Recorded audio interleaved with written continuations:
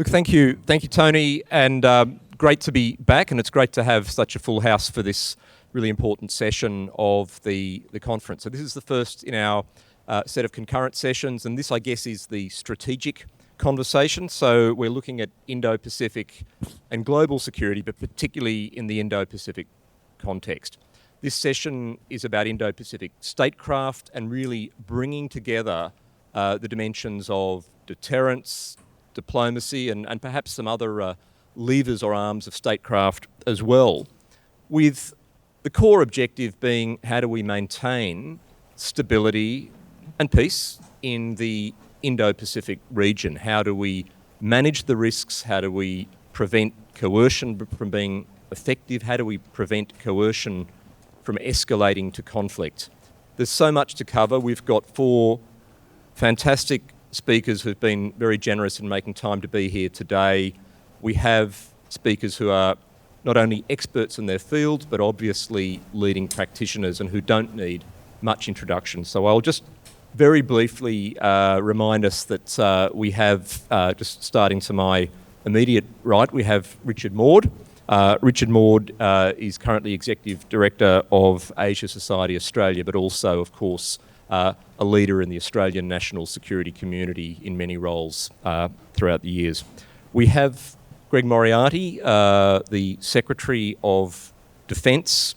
We have Dr. Huong Le Thu, and Huong is now the Asia Deputy Director for International Crisis Group and is known to many of you from her academic career. And I'm very pleased that all the way from the United States, Richard Fontaine, the Chief Executive Officer of the Centre for a New American Security, has joined us. I'll invite each of the 4 panellists just to give us some brief framing remarks on how they see not only the challenges of the strategic environment in the Indo-Pacific, but how they see this idea of integrated statecraft, of bringing together deterrence and diplomacy and more, how it's working, whether in the Australian context or whether in the efforts of other countries to really preserve peace, stability, and the conditions for prosperity in the Indo-Pacific. And then we'll open it to a conversation. Please prepare your own questions. I don't mind taking questions old school with microphones, but we also have the wonders of Slido, so please enter your questions that way if you prefer, and we'll try to make this as conversational as possible. And with that, I'm going to throw the ball straight to Richard Maude for your opening thoughts. Well, thank you, Rory. Good morning, everyone. Thank you for the opportunity to be here, and it's a pleasure to be speaking today in such distinguished company. This is a very big subject. We could come at it in a number of ways, but I thought just to get us going, I would cue from the 2 questions that are in the session blurb, and one of those, Rory's, is your last point about how are we going in integrating deterrence and diplomacy and other elements of statecraft. Well, it's a work in progress and probably always will be, but I think there is pretty notable progress nonetheless. I mean, certainly from my perspective now as someone who watches rather than participates, I think the last couple of years have seen more ambition and more progress in Australia on integrating deterrence and diplomacy than we've seen before. The government, of course, now frames foreign and defence policy as interdependent components of a strategy to build Australia's influence and support regional stability. The government says that foreign policy builds regional resilience and deterrence guards against aggression and coercion, not just of us, but also of our neighbours. And when it comes to military deterrence, the government's pretty clear that Australia must and will do its part. Now, this is a narrative that's now pretty consistent in the way the government talks about Australia's approach to the Indo-Pacific, but I think importantly, it's also being matched now in Canberra by frameworks, by systems, by ways of working that support policy design and the delivery of policy in an all arms of statecraft model. The Deterrence Strategic Review is a good example of this, particularly for its emphasis on embedding a new approach to defence within a broader strategy that harnesses all elements of national power when we approach the region, and presumably we'll see this idea carried forward in the National Defence Strategy, which we expect to see soon. So overall, there's now a great deal of this kind of integrated Australian policy geared towards supporting a favourable regional balance or a strategic equilibrium are the two ways that the government tends to talk about what we would like to see in this part of the world. The second question in the session blurb is, well, how's it going, and particularly what more can be done? Well, on the what more can be done, no doubts, lots. This is a long contest, a long struggle in the Indo-Pacific of uncertain prospects, and we need to think about it as a generational endeavour. We need to gear for that kind of long-term test of our ability to work in the region. There's lots that could be said here, but just let me offer three quick thoughts. First, on deterrence. There's now, as Greg can tell you, an awful lot on Defence's book. So the task now is consistency on what we want from the Australian Defence Force, including across future governments, and then delivery, and delivery. Much of the capability we want that goes to deterrence is, with the best will in the world, some years away. So we simply can't keep changing our minds about what we expect of the Defence Force. We should also, and when thinking about deterrence, we should not forget the economic component of deterrence. And that does require clear, coordinated and consistent messages by like-minded partners to China about the economic consequences, especially of any attempt to take Taiwan by force, not just from the global recession that would surely follow, but from the Western sanctions that would also follow. Just lastly on deterrence, this first of my three quick points. Deterrence is not going to be easy to manage. It creates a security dilemma with China. So deterrence can't be set and forget. And reassurance of China, which the government argues reasonably enough is a necessary companion to deterrence, is very hard because China really is not going to be convinced that the West is not out to contain it. Sorry for the double negative there, but hopefully that made sense. But we do need to try, and especially on Taiwan. A second point on where the gaps are or where can we do more. We still, like-minded partners, struggle to find convincing responses to some dimensions of China's behaviour in the region. Disinformation, of course, is a very hard one. Interference, the co-option of elites.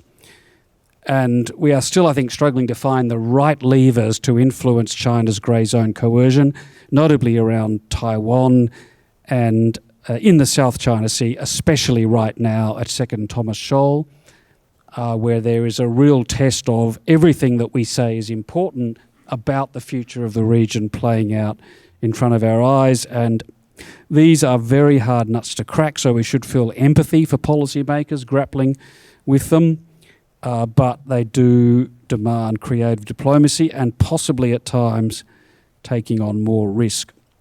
The third of my three quick points is that our deteriorating strategic circumstances are pushing us into a broader discussion about what resilience and what preparedness look like in an Australian context. And that's an important discussion, but in having that discussion, in thinking about the policy choices we make, there are going to be trade-offs between prosperity and security.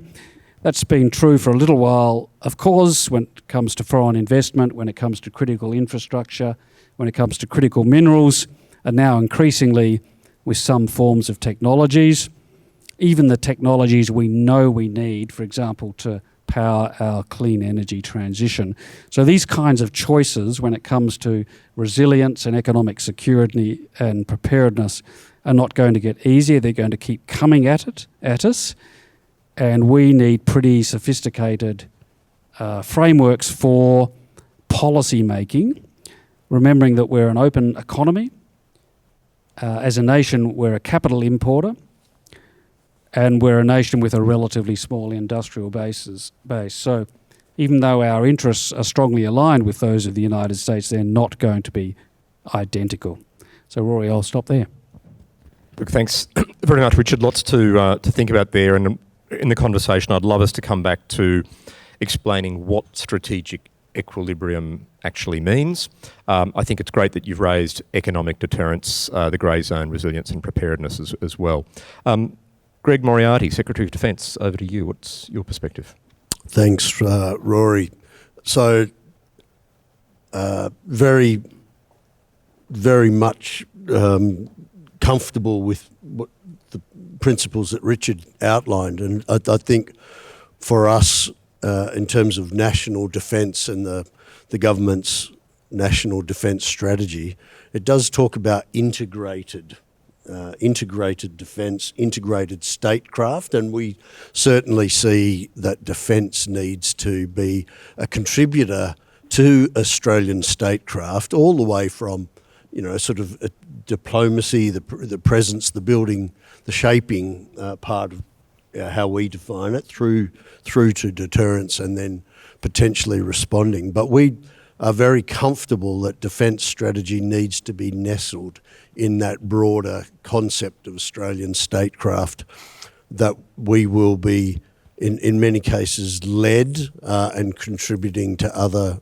either departments or other parts of Australian society who are leading some of those initiatives. So I spend a lot of my week thinking about how we contribute to other departments and agencies and supporting the government's broader agenda.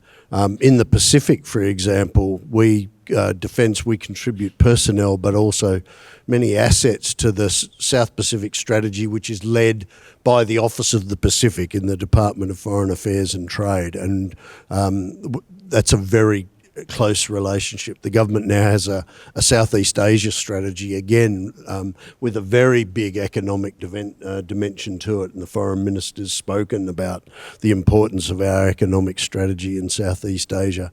So defence is, in many ways, sees itself as supporting that. But there is an edge to what we're doing, and we're looking at the Indo-Pacific region now through a different lens, where strategic competition, particularly between China and the United States, is now an enduring feature of our environment. It is of our time, and it is not going to change very quickly. So we do need to respond to that, and I think the government is seeking to do so. Balance, achieving balance, a balance in which no one country dominates and all are free to make their choices and pursue their interests is sort of, I think, core to the Australian policy sort of framework. But what does that mean in terms of how you pursue your interests? For us, it means building and thickening out old partnerships, working on new ones and permutations, but it's certainly the government's view, Defence's view, that the United States will be even more important to us, particularly in a defence and a strategic sense, as we seek to achieve that balance and that equilibrium. So the United States alliance with Australia, but its multi-dimensional presence in the Indo-Pacific will continue to be really important. So will the relationships we're building with India, Japan, Vietnam, the entire ASEAN network. And that, for us in defence as well, it is often seen as primarily a foreign policy construct, but for us, ASEAN centrality also resonates in terms of what we're trying to do in terms of building patterns of cooperation and military exercises and operations with the member states of ASEAN. In the South Pacific, we want to be the security partner of choice, but it's not just about great power competition. We have to respond to the needs and the interests of the members of the Pacific Island Forum. That family-first approach only is going to succeed if they perceive that Australia other players such as New Zealand, the United States, Japan, external powers are interested in their genuine security concerns, and that often involves climate change and disaster resilience and response. So for us, building those networks are particularly important. But we need to be able to make an effective military contribution to deterrence in the Indo-Pacific, and for us, that means being able to develop the capabilities and the operational skills to be able to hold an adversary at risk at longer ranges, including in the approaches to and to defend Australia. That is going to require a reshaping of the Australian Defence Force towards the development of longer range capabilities, moving away from a balanced force towards a focused force that is focused on those things. But the government will still require us to be able to continue to make a contribution to a global rules-based order. That remains a mission, even though the focus will be laser-like on the Indo-Pacific region.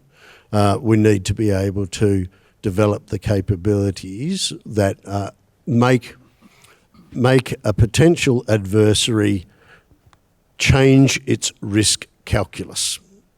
And that means a judgment that it will not be able to secure its military objectives or its overall objectives through the use of force. We need to develop more of those capabilities in a self-reliant way, but we also need to build them in concert with others.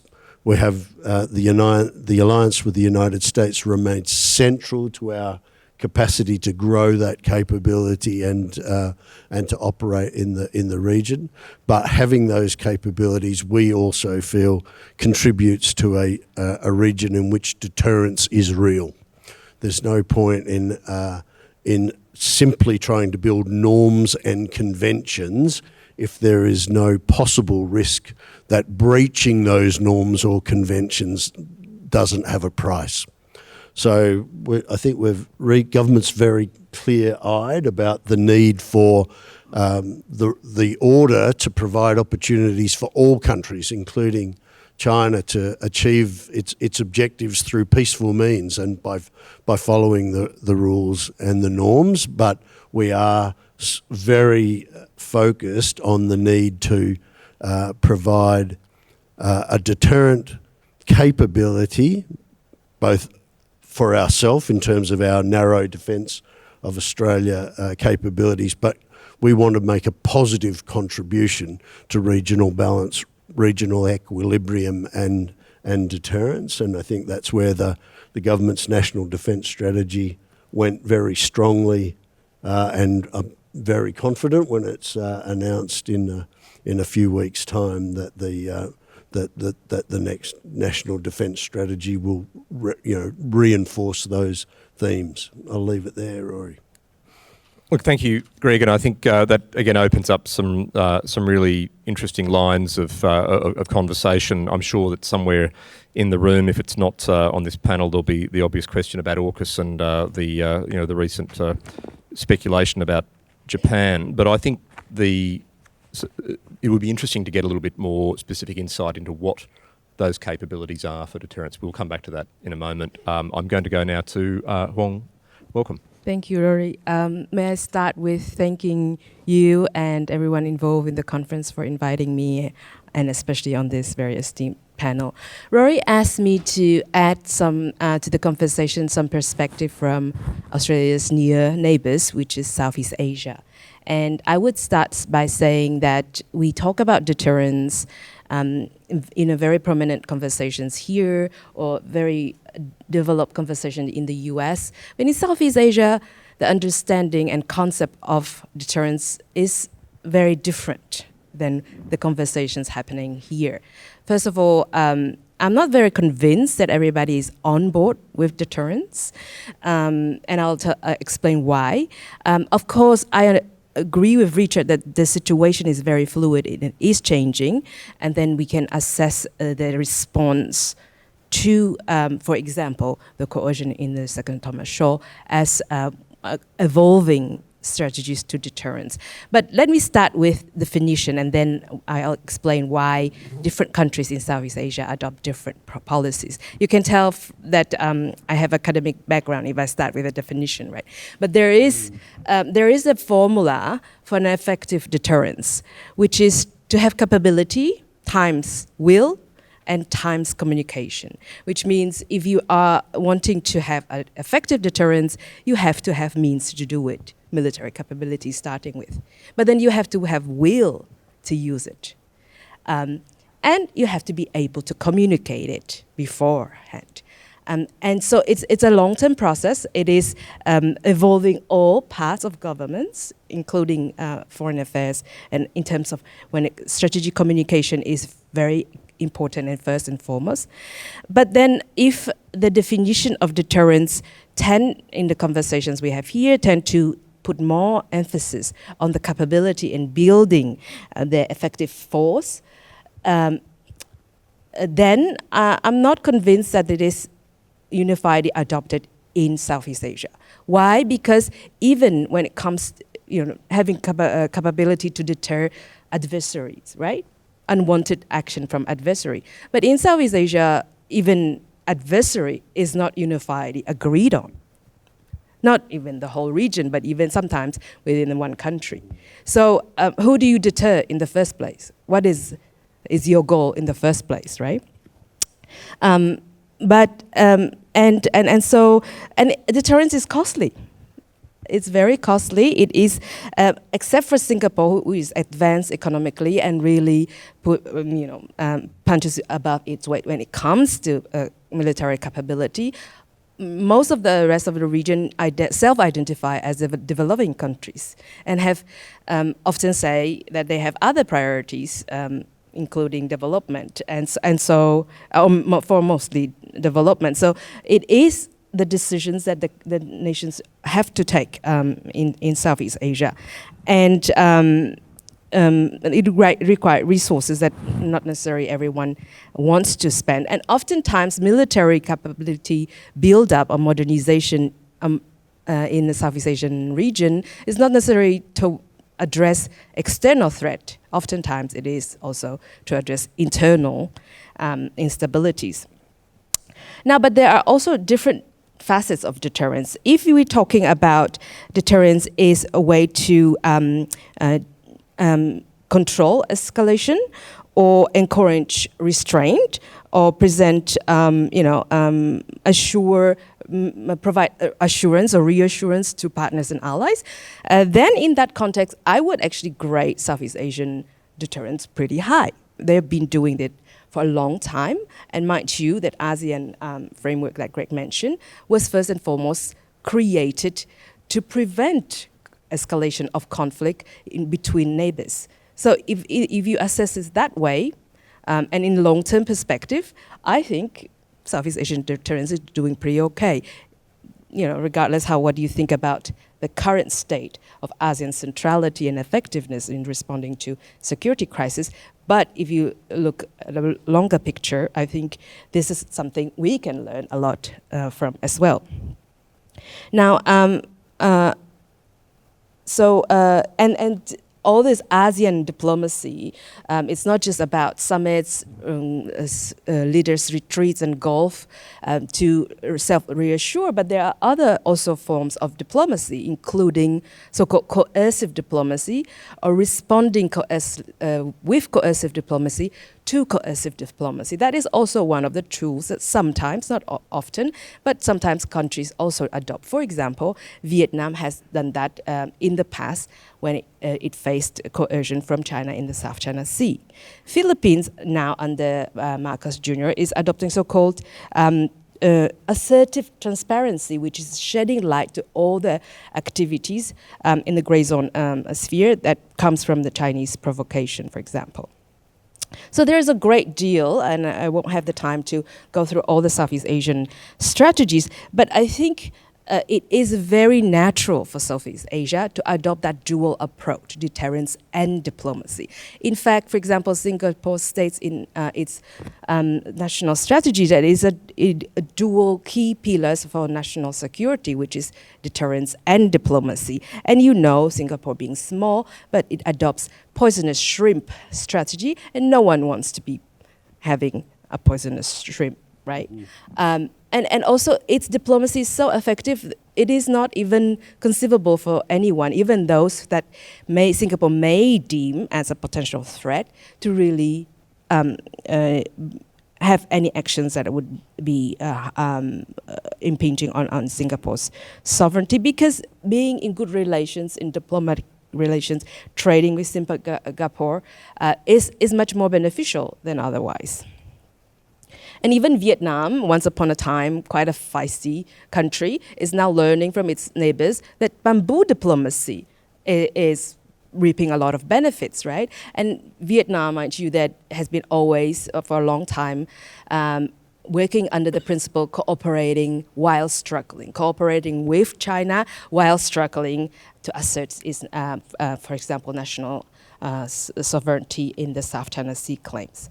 So in that regard, I think I would say that not only diplomacy and deterrence, but actually deterrence through diplomacy when we talk about Southeast Asian countries, and it can be done in a relatively peaceful time. What happens in the wartime, or more regional wartime, is another story. But I wanted to just close up my remarks by suggesting to Australia, knowing this context, what is important for the region, being its next door neighbor, and wanted to be also a partner of choice, which is, yes, I think it is valued that Australia is ramping up its defense diplomacy, deterrence capability, but and of course diplomacy is a very important part, which both Richard and Greg explained. But I would add the third one, which is development.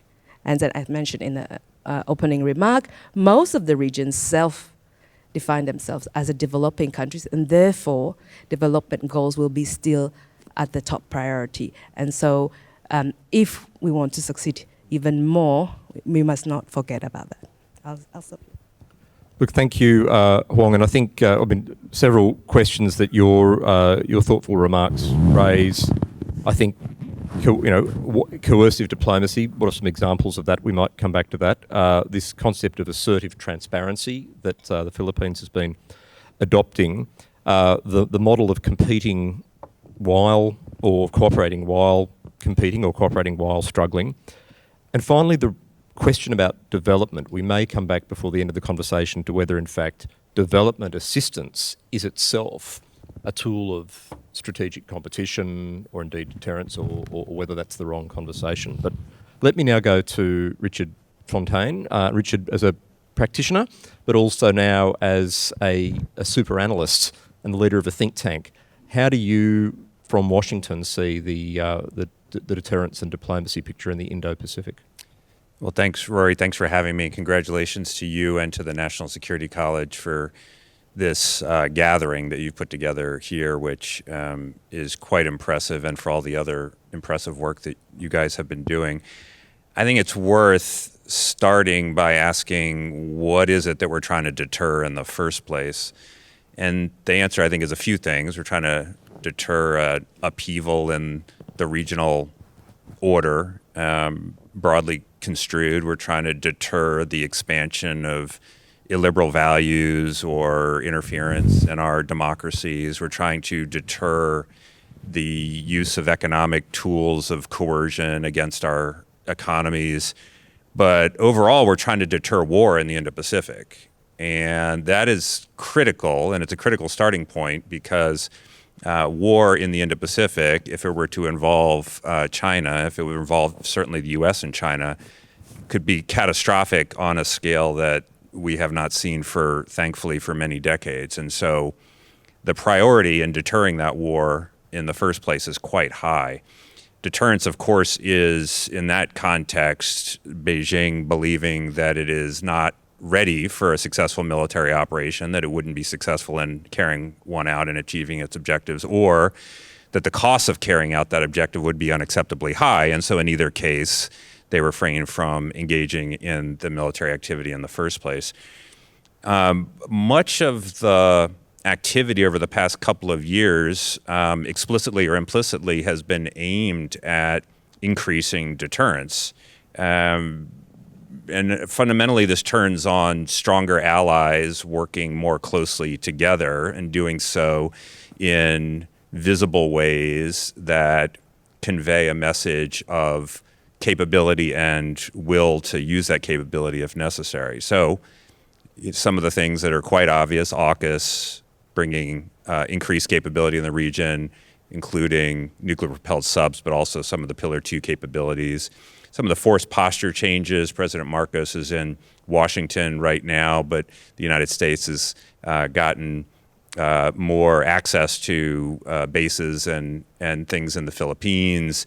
Prime Minister Kishida is in Washington right now as well, where there'll be some announcements about increasing the operating ability of the U.S.-Japan alliance in some rather concrete ways. And so you look around the region at some of the changes that have taken place, both in terms of the operational nature of the alliances and on force posture. Then you have the strengthening of allies on their own. I would argue that Japan's change of defense policy today is probably the most significant security development in the Indo-Pacific anywhere. The doubling of its defense budget, the acquisition of long-range strike capabilities, the participation in various arrangements around the region, and so forth. And that brings the next element of this, which is that all of us have to adequately resource our security capabilities and develop new concepts that address what has been a deteriorating military balance in the region over the past decade or so. And I think finally we need to understand that deterrence crosses regions. There's something of a debate in Washington about whether all this aid that's going to Ukraine is ultimately a big distraction from the ability to preserve deterrence in the Indo-Pacific. You know, the United States has provided many billions of dollars in various forms of aid, including military aid to Ukraine. There's a $60 billion request sitting before the U.S. Congress right now. Some people will say, well, you know, we should save those resources, sort of let the Europeans figure it all out on their own, or maybe the Ukrainians can do something by themselves. But this is ultimately a distraction and a diversion of critical and scarce national security resources away from the region that matters most, which is the Indo-Pacific, and from the priority that matters most, which is dealing with China. I think that's wrong. And I think one hears that that's wrong probably even more loudly in this region than in Washington. And I think that's important, because had the United States and Australia and the West at the beginning of Russia's invasion of Ukraine done nothing, that would have been bad.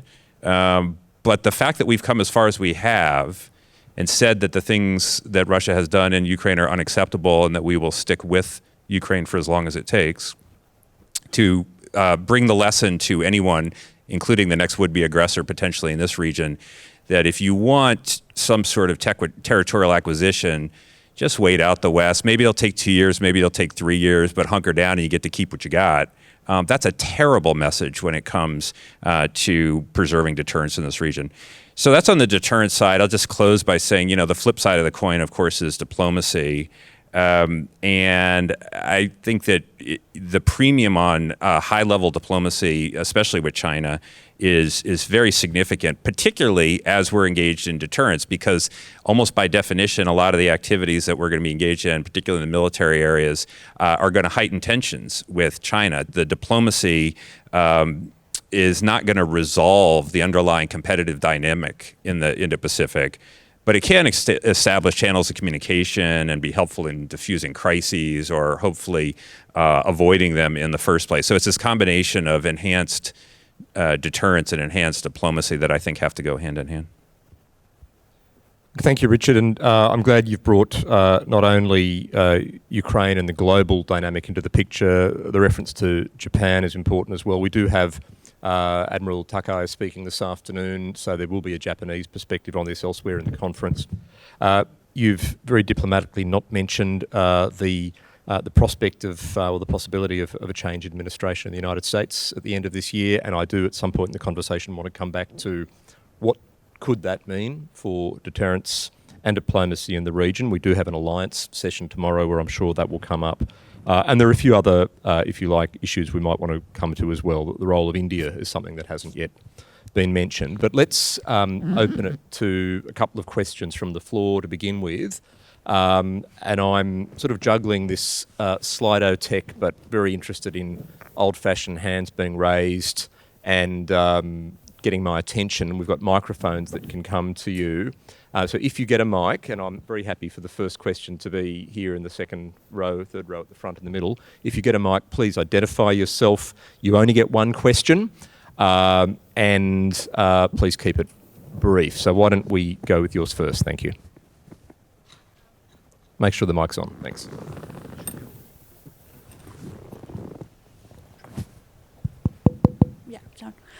Hello. Thank you for your very important and very interesting remarks in regards to deterrence and diplomacy. My name is Helen Argyris from ANU National Security College, as I'm a student there. My question is actually to all of you. I know that during conversation, diplomacy and deterrence has been discussed a lot in different and various ways, especially in times with and also a whole of government approach. You mentioned, Secretary, you mentioned about how defense is cooperating with the Department of Foreign Affairs and Trade.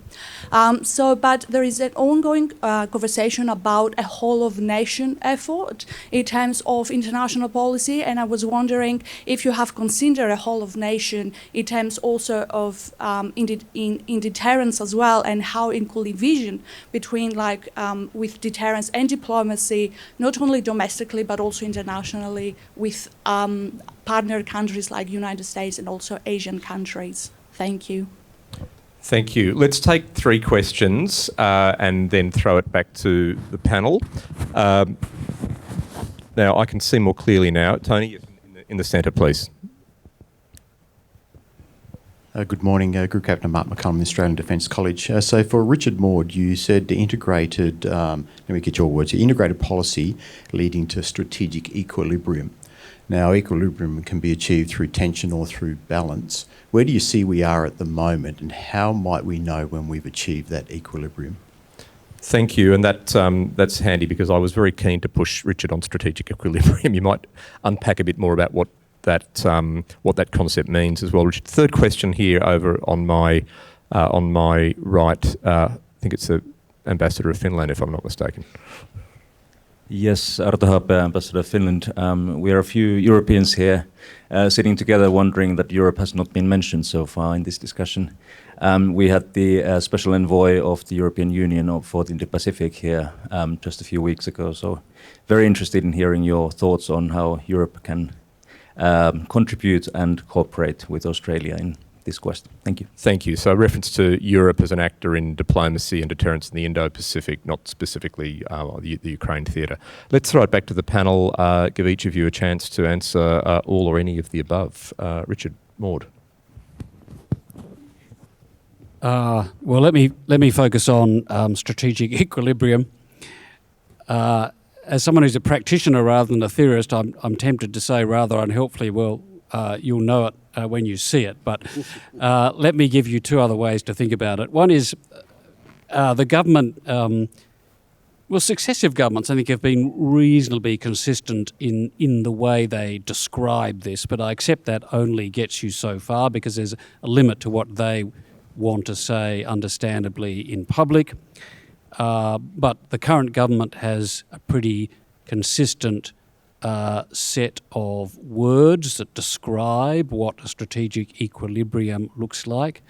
A lot of it comes down to a phrase that Penny Wong often uses where she says sovereignty is respected and no country dominates and no country is dominated. So there's a strong point there about freedom of choice. Some years back, Malcolm Turnbull gave a speech to the Shangri-La dialogue where he also talked about, he didn't use the word strategic equilibrium, but he was talking about a balance, more or less the same concept. He had a number of ways of talking about it in that speech, but he said that it adds up to a region in which Australia has the space to be ourselves. I always rather like that for its lyrical, almost poetic quality to it, but there's something to that as well. So I think that's the broad idea, but if you wanted to dig down into that and give it a bit more definition, one way to start is, if you were sitting in Beijing looking at the region and you got out your HB pencil and a bit of paper and wrote down what an ideal region in terms of advancing China's interests would look like, the list would probably include some or all of the following. So you would want a region that is very China-centric. You would want a region in which countries defer to Chinese interests and authority without much encouragement. You would want a very dominant position in Southeast Asia. You would want Japan and India to accept subordinate positions in a hierarchy of nations in Asia. You would certainly would like to have the American security presence significantly diminished.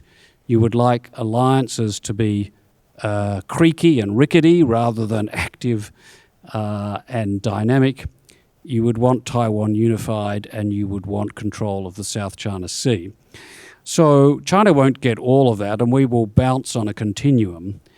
And, you know, the goal of equilibrium for us all is to try and secure as much as the opposite of that. The more you head down that long list of things that China would like, the more you slip into a region which is in which equilibrium or a favourable balance is lost. So that is the challenge. It's a hard one, and that's why a lot of money and effort is being put into both foreign policy and into deterrence. I'll leave whole of nation to others just for time, but I think it's a really great question and a very important one.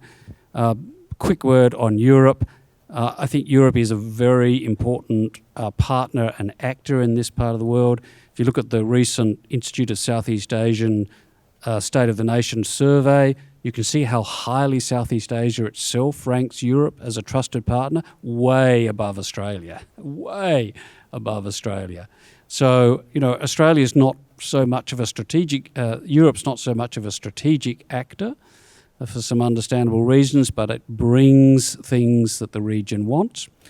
And it also brings an approach to the world that that is very consistent with how we would like our ideal model. So that notion of an Atlantic-Pacific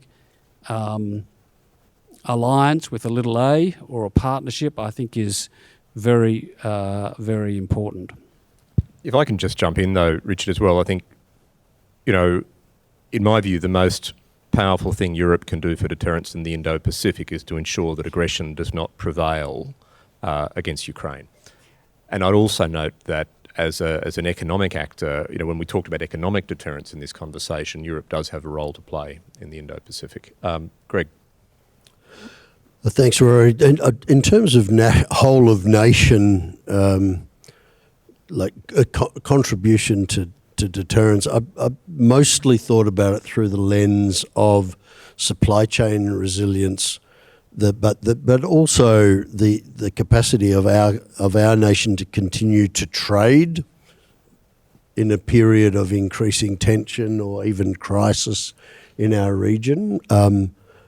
Fuel security, but one of the things in defence, but we looked at it more broadly, was just the way in which we had not fully appreciated during COVID supply chain vulnerabilities around things like PPE, vaccine, not necessarily even the capacity to manufacture here, but guaranteed and regular sense that we would be able to get supply. So the Minister for Defence Industry, Minister Conroy, has been putting a lot of thinking into what are those sovereign defence industrial capabilities that we need.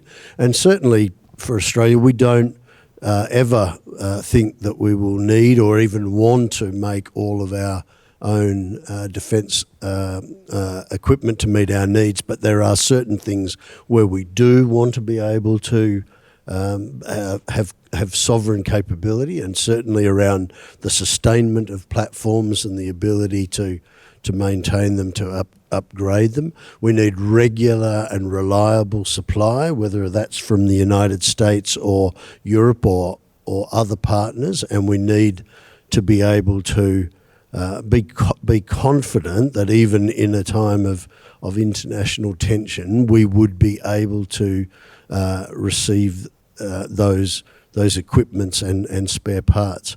There's been a lot of writing about the international vulnerabilities and the thinness of global supply chains around precision munitions, particularly longer range munitions. We see that very much here, where like Ukraine has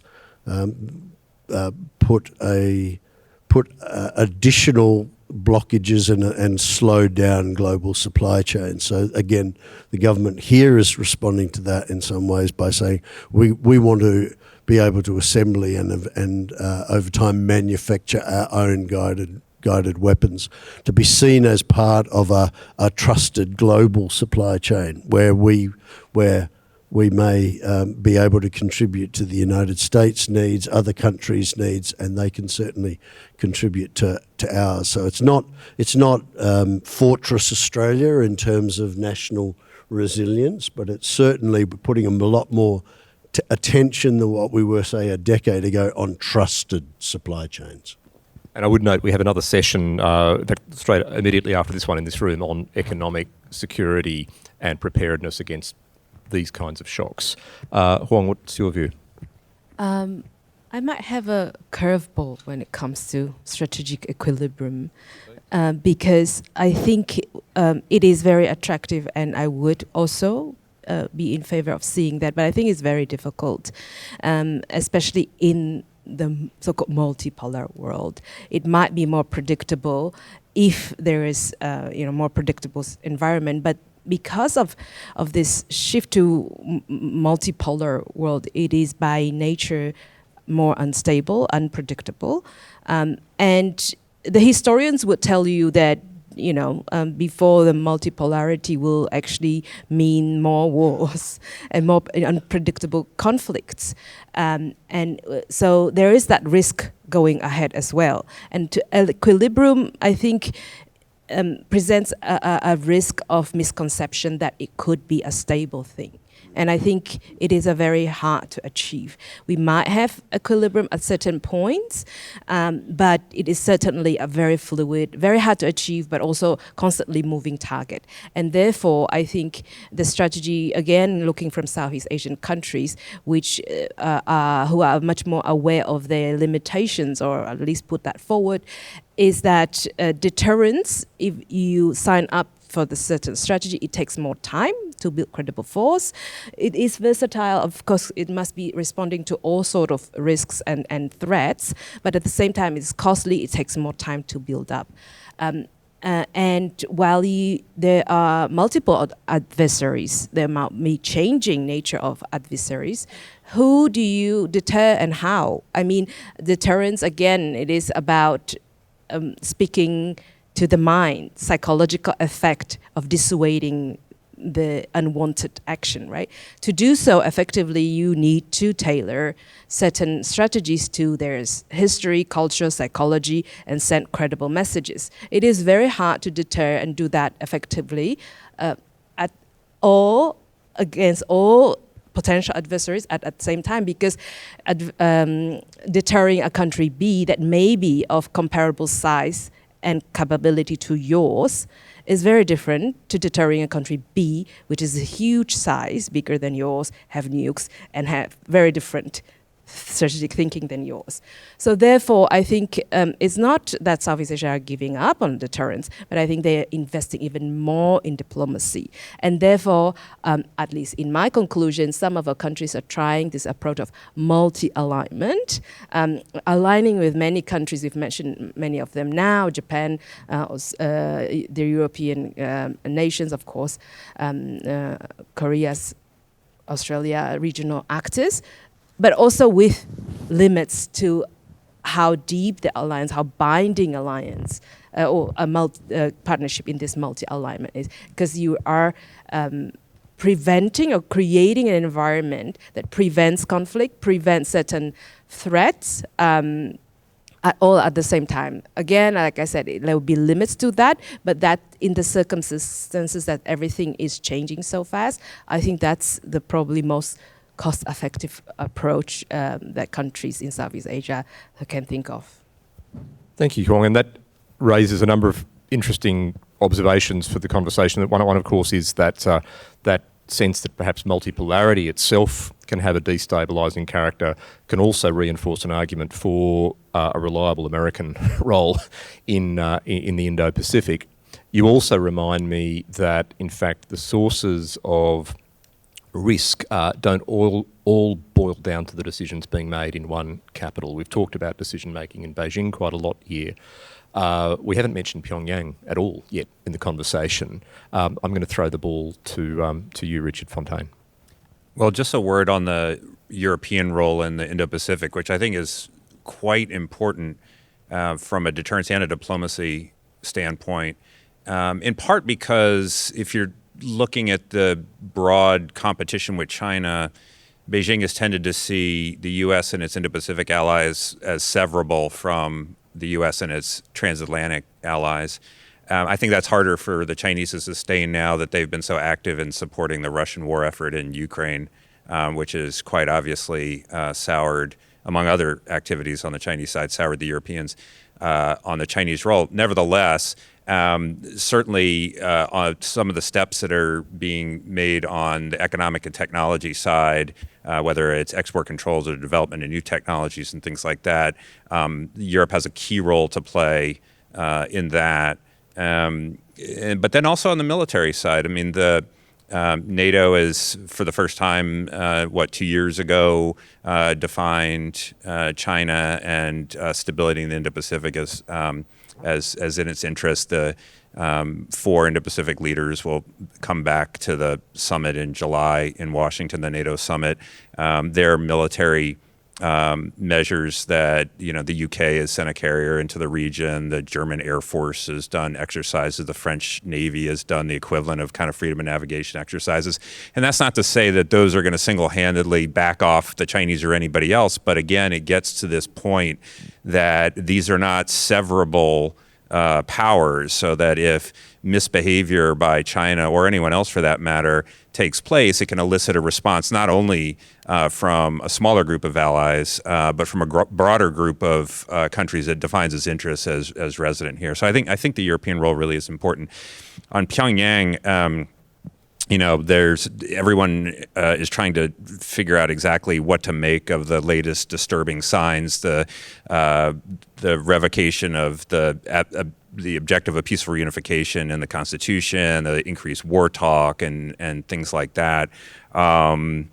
It doesn't look like there's something imminent other than potentially the North trying to rattle the saber once again and get the United States and others as well into some sort of concessions or something like that, as well as a reminder amid all the other trouble in the world that North Korea is there and can make trouble itself. We've got time for one more round of questions from the floor. I can take 2 or 3. So I'll start over actually on my far right. I think that looks like Beth Sanner, if I'm not mistaken. Hi, Beth Sanner, former Intel official from the U.S.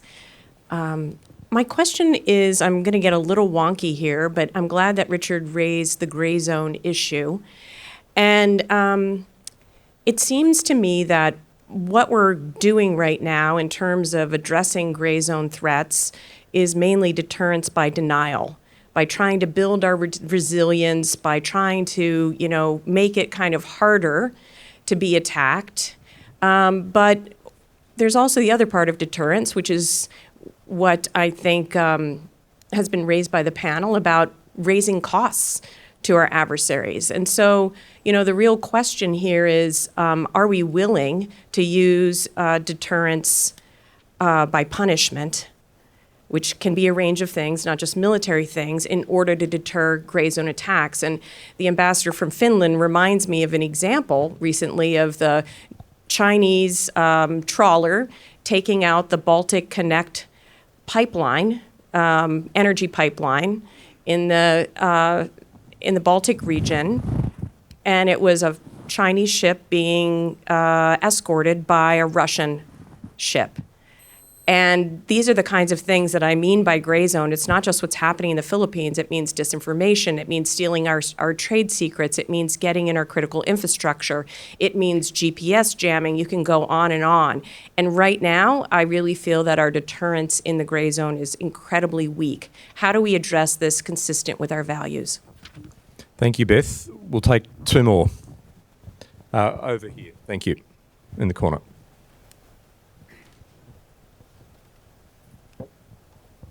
Christian Lurpich from Canada.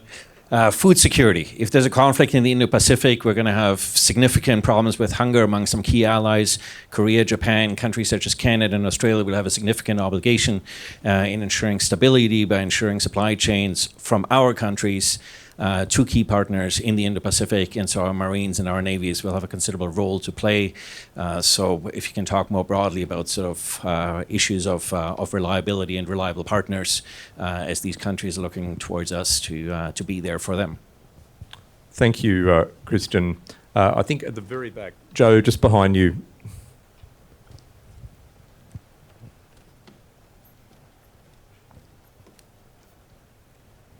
Thank you. My question for the panel is... Sorry, can you introduce yourself, please? Melissa Code from the Mandarin. My question for the panel is the extent to which these considerations bring the people of the Indo-Pacific along with that kind of thinking. And I'm reminded of comments made by the Prime Minister of the Solomon Islands when she last visited Australia, and she was talking about how there was a lot of rhetoric about the region which preempted conversations with sovereign nations like hers. Thank you. We can take one more. I saw a lot of hands in the room earlier, and I would just love to fill it up right in the middle there. I think that was like Mike Hughes, right in the centre. Thanks, Rory, and thanks to the panel. Sorry, you can't hide. Thank you. Mike Hughes, former national security official. I just had a question primarily for Richard and Greg. Great to see acknowledgement of defence strategy being integrated and nestled within national strategy, for want of a better term. I don't think anyone actually mentioned that. But my question is, what is Australia's national strategy and who is responsible for it? So we've got punishment, food, people and strategy. Who wants to lead off? Well, I might go in reverse order and end with you, Richard Maude. Richard Fontaine. Well, maybe I'll just try to tackle Beth's great question about gray zone activity. And it's tough, right? Because the entire point of engaging in gray zone activity is to be able to get away with something that is below the threshold necessary to elicit some response from those who don't like what you're doing. And China's become quite effective at that.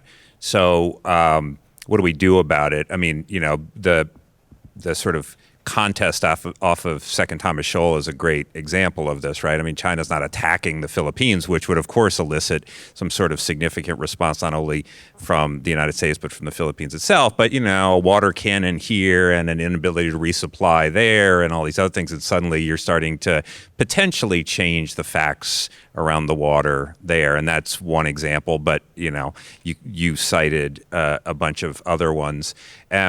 I think you're right that a lot of the response, such as it is, has been a strategy of denial. So even you see this even with what is sort of being talked about with Second Thomas Shoal, the sort of proposed remedies, if it came to that, would be, U.S. escorting resupply vessels there. It's not coming up with some punishment that would be severe enough for the Chinese that they would stop engaging in this activity in the first place.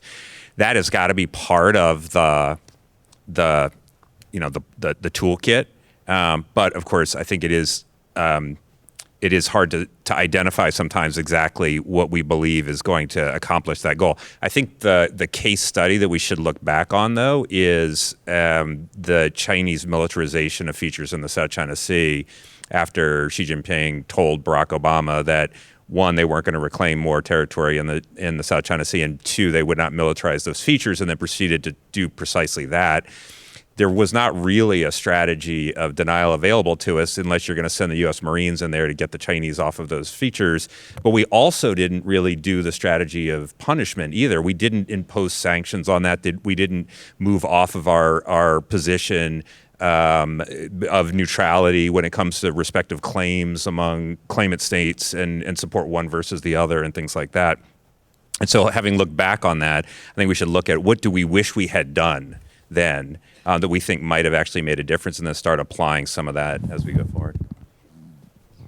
I will also respond to the question about gray zone. I think, again, the case of Philippines is trying to make the gray less gray and more enlightened, and therefore limit that scope of abusing the gray zone or expanding the gray zone. It's not gray anymore. I think the Philippines' contribution in a relatively short period is really already contributing to saying what is acceptable, what is not, and it's not really gray anymore. I think there have been conversation of invoking the Mutual Defense Treaty, which means that, a lot of that, what China is doing is not acceptable and no longer can be considered gray.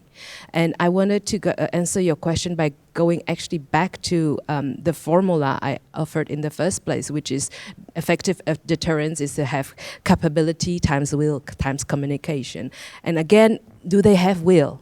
It appears that Philippines under Marcos may have that will, which means may not have the capability that match China, but has the will to address the issue and will of taking that, obviously, what it comes back after that, a punishment, and probably, a will or a willingness to take the costs that comes with that, assertive transparency, what they are pursuing.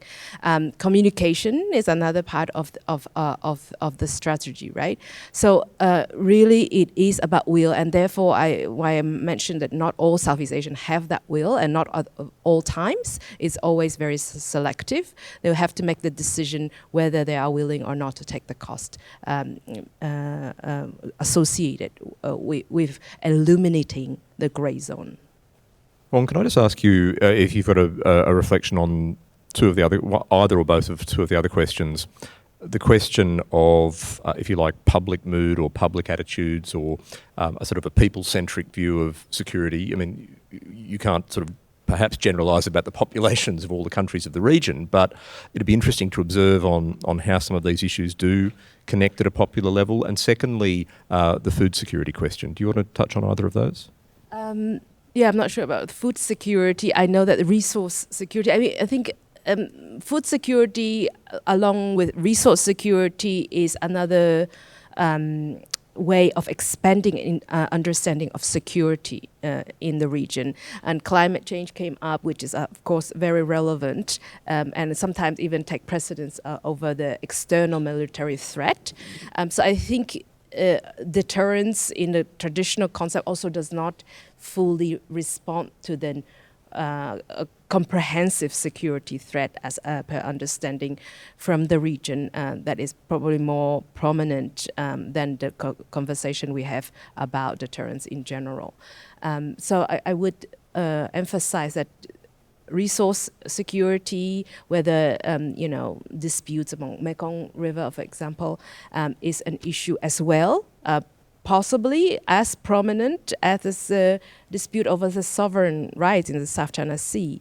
Often there are put as another frontier of security threat in the region, and it is very much about not about sovereignty. It's about resources and food. Yeah. When it comes to the people, I think your question is reflected by Marcos Jr.'s response. I think people's opinion have really shifted the scale of how Philippines approach China, approach the dispute in the West Philippine Sea, or asserting their own rights. I think the mood, as you describe it, is very important. The underlying sentiment, whether they flare up in or not in democratic countries like Philippines or one-party states like Vietnam, are essential in guiding the national security policies. They have different display, because you might in countries where the elections are cyclical, then you can see some sort of perhaps not predictable, but you can account for the time frame of the change that may or may not reflect better the mood. But also it is very much in response to what the Filipino people or fishermen or the Vietnamese people are not going there wanting to change their mind. They're basically responding to the provocations and coerciveness practices that they receive. So it's two to tango, to answer your question. Look, thanks, Huong. And I think it's a reminder that no country in the region has a monopoly on national self-respect. Greg, several questions that might be interesting to you here, but I also don't want to end the session without asking you where AUKUS fits in. Over to you. Okay, thanks, Rory. I'll go to that, but I do want to touch on the topic of Australian national strategy. And I think in our system, the most important figure in this is always the Prime Minister. The Prime Minister as in his or her own right, but also as the chair of the National Security Committee of Cabinet. They have a very consequential and disproportionate ability to sort of set national security strategy. And so the Department of Prime Minister and Cabinet, of course, then becomes that really critical department to sort of make sure that it is aligned and in balance. So for us, the National Defence Strategy, which we are working on, we just can't land that without, first of all, it must meet the Prime Minister's needs and expectations and his views about, how to articulate a view about Australia's defence capabilities, its contribution to deterrence and diplomacy. We do run in this country, it's not a particularly complicated, but it does take a lot of effort and intellectual energy to keep it fresh. But the Secretary's Committee on National Security, to make sure that we don't bring submissions forward to the National Security Committee of Cabinet that aren't really worked through by the other departments. Now, ministers, of course, will retain the prerogative to bring forward their own thoughts, and it is really important in NSC to make it a minister's ownership of that. But we try to make sure that, say, a national defence strategy, that DFAT is comfortable with it, that PM&C is comfortable with it, Treasury, Finance, Home Affairs, Department of Industry, will bring them all in, and sort of they'll help work with us. So like the Department of Foreign Affairs and Trade led the work on an Indo-Pacific strategy, but Defence was involved in the working groups, and we cleared several versions of that. A maritime security strategy might be led by the Department of Home Affairs and Trade, but we will get heavily involved in making sure all that works. So, and being as a national security official, being really focused on the iterative policy making that you see through major speeches and presentations. So the Prime Minister, when he goes to the Quad, what he says about the Quad and how he frames it. When he goes to the East Asia Summit, what he might say there. the Pacific Islands Forum, again, these are really important ways for us to calibrate and adjust national security settings. We don't have a published national security document, but there is a lot of material there that I think careful observers can see the ebbs and flows and the little nuances in focus that come through those iterations of strategic policy. Whether it's AUKUS, please. AUKUS is where does it fit? AUKUS is a contributor to that. I mean, we don't.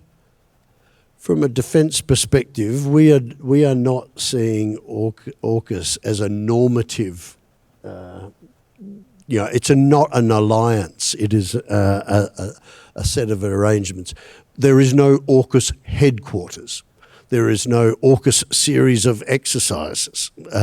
What it is a deep technology sharing partnership between three countries who've got a history of intimacy when it comes to defence connections, and where the UK and the US have very generously agreed to share very important and sensitive nuclear propulsion technology with Australia.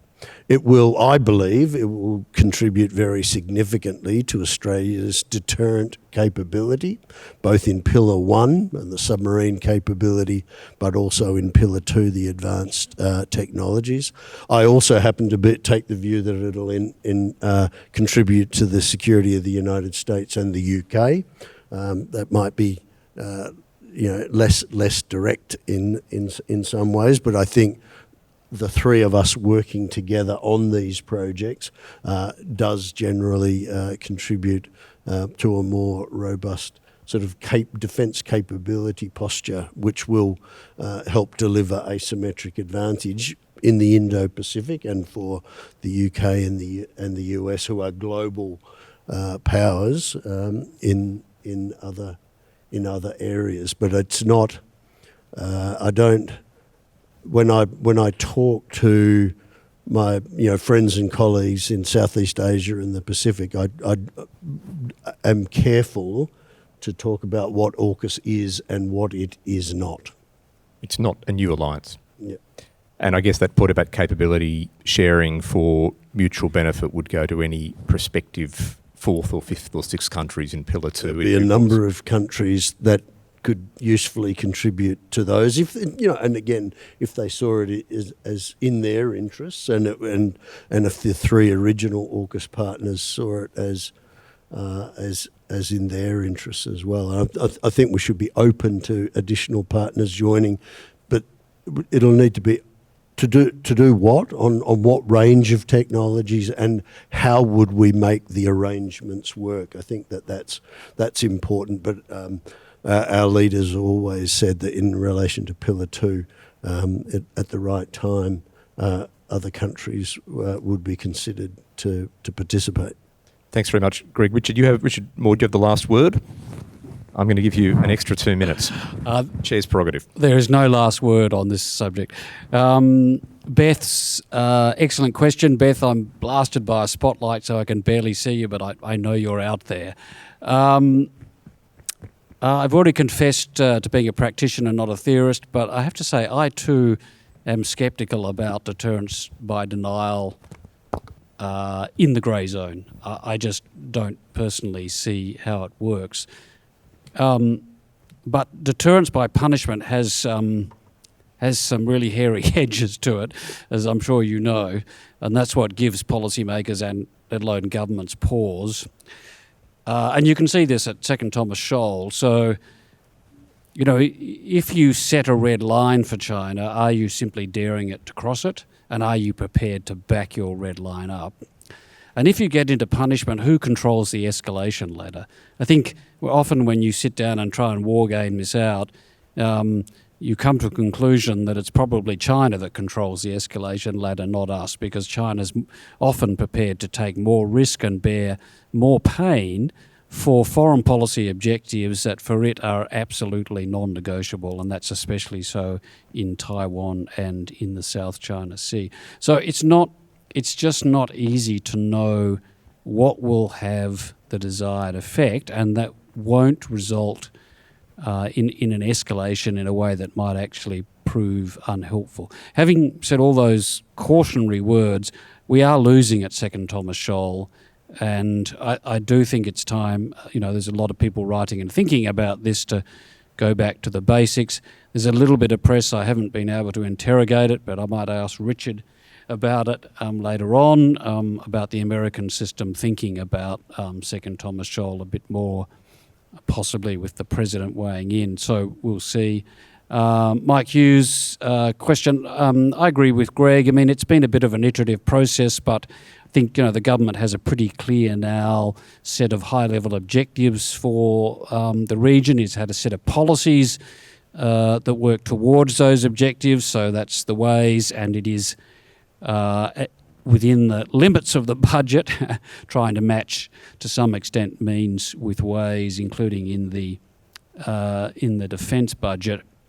If your question is about the absence of a public articulation of a national security strategy, I do think we're at a moment where that would be helpful.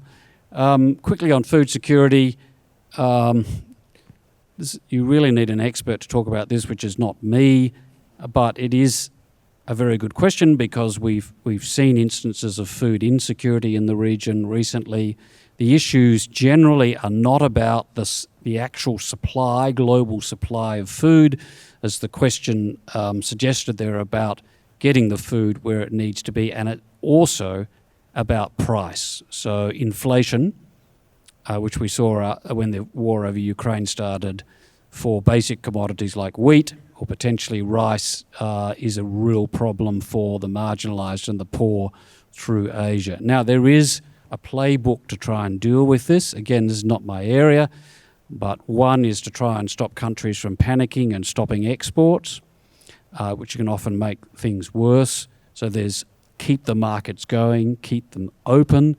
There's a development assistance angle here to help with that food insecurity for the poorest, and there is a supply chain issue. So I'll stop there, Rory. Richard, I do love the way you declare yourself not an expert and then give an answer like that. Thank you. Look, it's been a really illuminating, dynamic start, I think, to the conversation, pretty forthright as well. And along the way, as well as looking at deterrence and diplomacy in the Indo-Pacific, I think we had something of a potted masterclass on Australian machinery of government, which is actually incredibly useful for our consideration of national security and future strategy. So please join me in thanking our panel.